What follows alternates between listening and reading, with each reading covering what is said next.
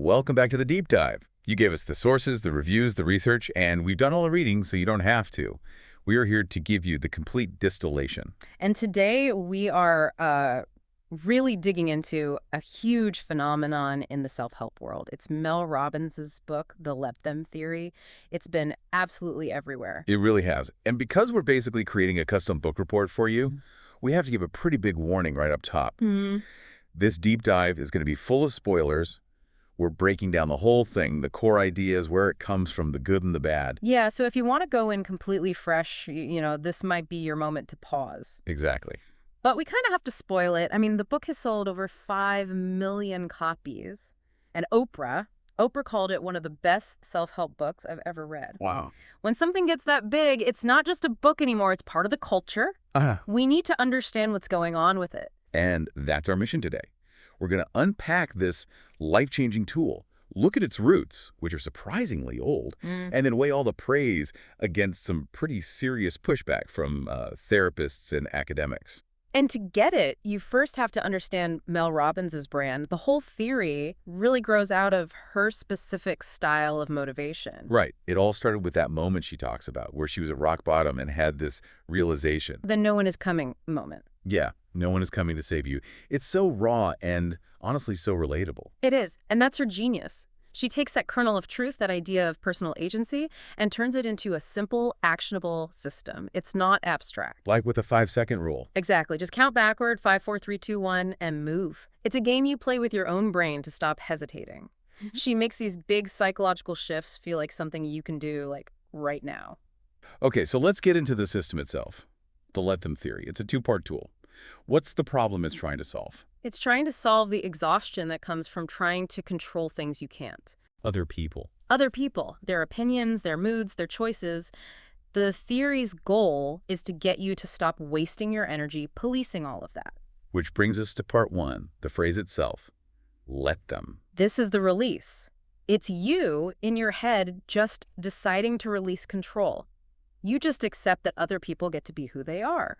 And she gives some great example. Yeah, very practical stuff, like let your colleague be grumpy. You don't have to fix it. Let your parents judge your career path.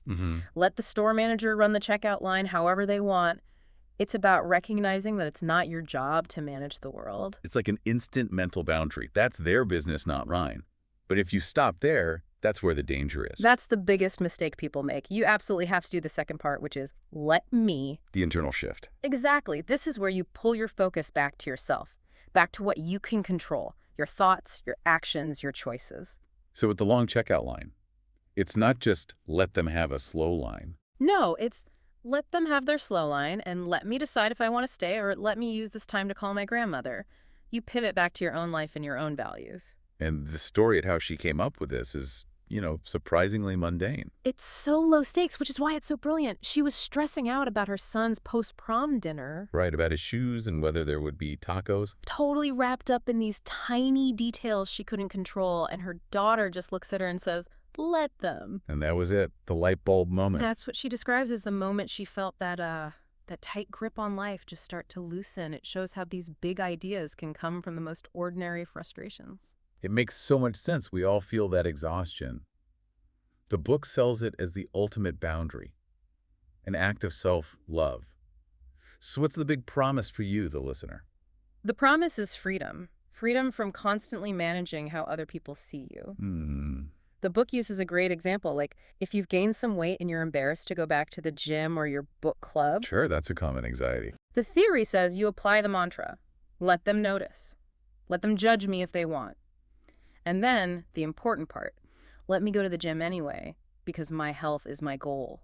It's about unhooking your actions from their approval. Okay, so it's simple, it's sticky, it feels empowering, but this is where our deep dive really starts.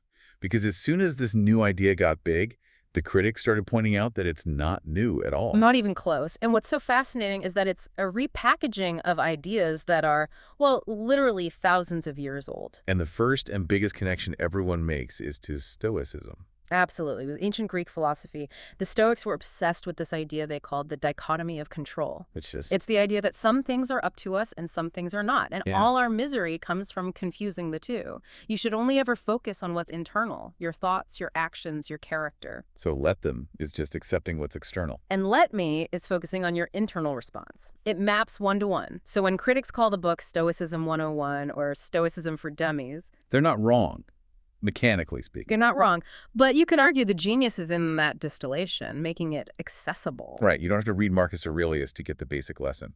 And you see echoes in other traditions, too. People say it's like Buddhism for a Western audience, this idea of detachment, or even principles from Al-Anon, let go and let God. Okay, let's bring it into the modern clinical world. Robbins herself says it has roots in radical acceptance. Which is a direct bridge to a type of therapy called acceptance and commitment therapy, or ACT. ACT, And okay. it's a really powerful framework, and its core principles align almost perfectly with the let them theory.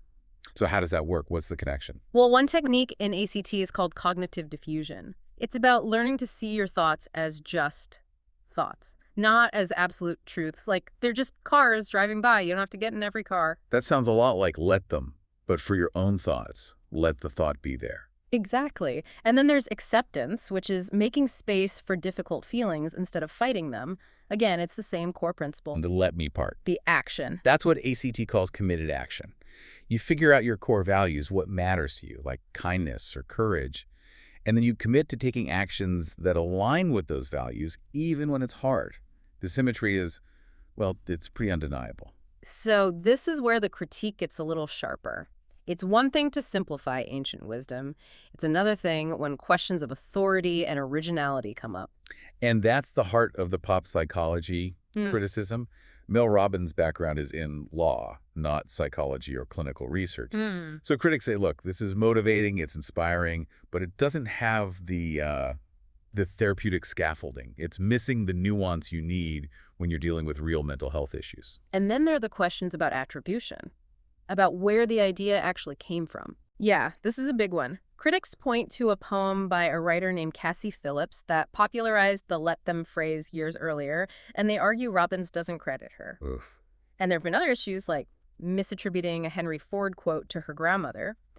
When your brand is built on authenticity, those kinds of sourcing issues can really damage your credibility. Okay, so we have this powerful, simple tool with deep historical roots, but also some serious questions around it. This brings us to the biggest conflict. How this theory plays out in, real messy human relationships. This is where it gets complicated, because the critique often brings up a contrast with researchers like, say, Brené Brown. Right. Brown's work is all about vulnerability, connection, leaning into the mess. Exactly, that we're wired for connection. And critics worry that Robbins's focus on detachment can be misinterpreted as a call to just disconnect, to wall yourself off emotionally. If someone makes you uncomfortable, just let them and walk away. Right. When sometimes the healthier, braver thing to do is to be vulnerable, to have the hard conversation, not just to detach. And some of the source material pointed out that her language can sometimes feel a bit shaming. Yeah, she can be very direct, calling people's excuses for staying in a bad job dumb, for instance. The tone is very much about radical accountability. But for some people, that can feel like judgment, not empowerment. Let's talk about the blind spots, the places where this theory really shouldn't be applied. The consensus is that it's fantastic for what you might call low-level or privilege-based anxiety. Like traffic. Or getting left out of a group chat. Exactly. Annoying, frustrating things. But when you apply it to real hardship or injustice, it can start to look like passivity. So the risk is that acceptance just becomes resignation. Yes. The critics ask the hard questions. Should you let them if your boss is abusive and won't give you a raise? Should you let them if a family member is falling into a dangerous cult? No. In those cases, letting them feels like giving up. It's what some call spiritual bypassing, using a spiritual concept to avoid dealing with a difficult reality. And the strongest critique we found comes from the trauma-informed community, especially for people with complex PTSD. This is so, so important. For someone who grew up in an environment of neglect or abuse, their nervous system is literally wired to scan for danger and rejection. It's a survival skill. So telling them to just let them is going against their deepest protective instincts. It's worse than that. For many, it can sound like you're telling them to surrender to danger or to accept unacceptable treatment. Their core trauma is often about being powerless while bad things happened. So asking them to just let go of control can actually re-traumatize them. It can feel that way, yes. The consensus from therapists is pretty clear. The theory really only works from a baseline of safety. If you don't feel safe, it can feel like you're being asked to ignore a real threat. Which makes that second part, the let me, not just important, but everything. It sounds like that's the key to avoiding all these pitfalls. It is, and Robbins herself is very clear on this. The biggest mistake is just doing let them. If you stop there, you end up feeling lonely or resentful or just sitting in judgment. The let me is what turns it from passive acceptance into active agency. It's what forces you to take responsibility for your next step. So with the noisy neighbor, it's not just let them be noisy, it's let me decide to go talk to them and set a boundary. Yeah. Or if a friendship feels one-sided, it's let me choose to invest my energy in people who reciprocate. The power isn't in the letting go, it's in what you choose to do for yourself right after. So when we boil it all down, the let them theory is a phenomenon because it's so incredibly simple. It takes these huge ancient concepts, stoicism, ACT, radical acceptance, and makes them into a mantra you can use in a traffic jam. And there's real value in that. It's like a gateway drug to deeper self-awareness. It gives Yeah. people a tool to handle low-stakes frustration and get a taste of what emotional freedom feels like. But, and this is a huge but, it is not a complete therapeutic system. It could be insufficient, even harmful, if you try to apply it to deep trauma, abuse, or systemic problems where action and confrontation are what's needed. The tension is always between acceptance and action.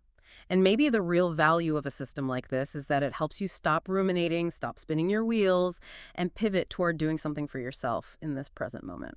So if the let them theory is really just a simple reminder of that ancient idea that we only control our response, not the world around us, the question for you to think about is this.